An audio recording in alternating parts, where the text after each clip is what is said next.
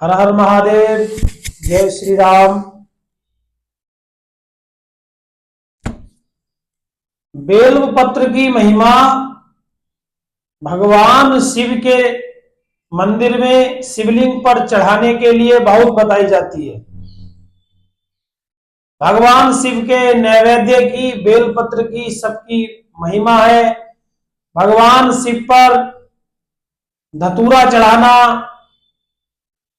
और आग चढ़ाना, दूर्वा चढ़ाना, पुष्प आदि चढ़ाना सबकी अलग महिमा है।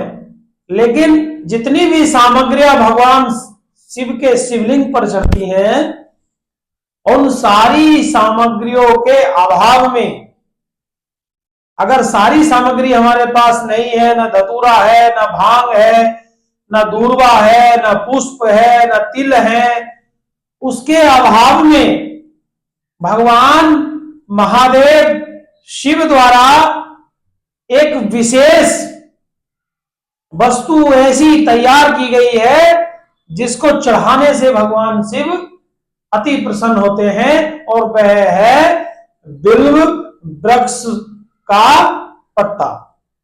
बिल्व पत्ता चढ़ाने से, बिल्व पत्र चढ़ाने से भगवान शिव अत्यंत प्रसन्न हो जाते हैं। इसी विषय में क्या कहती है हमारी शिव पुराण,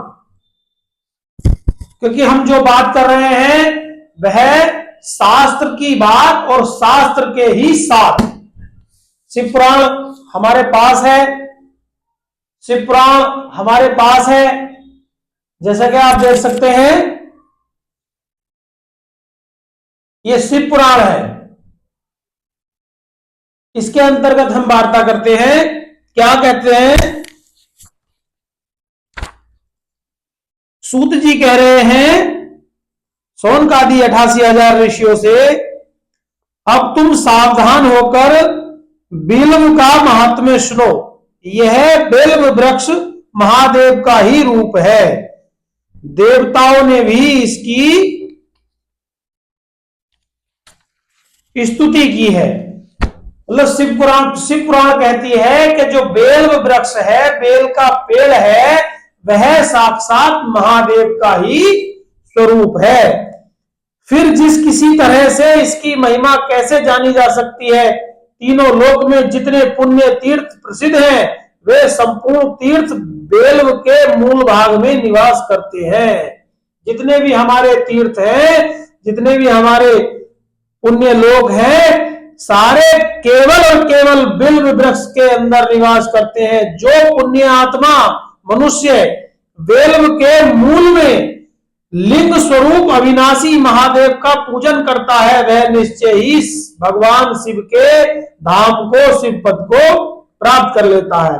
जो बेल्व की जड़ के पास जल से अपने मस्तक को सींचता है, मतलब बेल्व वृक्ष के नीचे बैठकर जो मनुष्य स्नान करता है, वह संपूर्ण तीर्थों में स्नान करने का उसको फल मिल जाता है।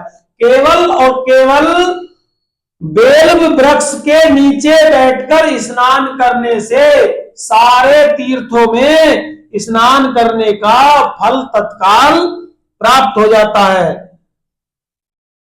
इस बिल्व की जड़ के परम उत्तम थाले को जल से भरा हुआ देखकर महादेव जी पूर्णतया संतुष्ट हो जाते हैं। जो मनुष्य धूप से, पुष्प से, गंध से आदि से बिल्व के मूल भाग का पूजन करता है, वह भगवान शिव के लोक को पा जाता है, और इस लोक में उसकी संपत्ति, संतति और उसकी सारी मनोकामनाएं पूर्ण हो जाती हैं।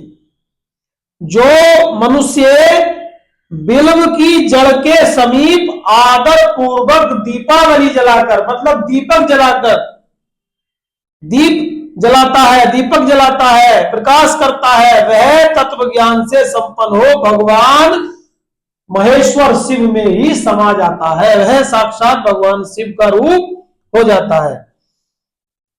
जो बिल्व की शाखा थामकर हाथ से उसके नए नए पल्लव उतारता है और उनसे इस बिल्व की पूजा करता है, वह सब पापों से मुक्त हो जाता है।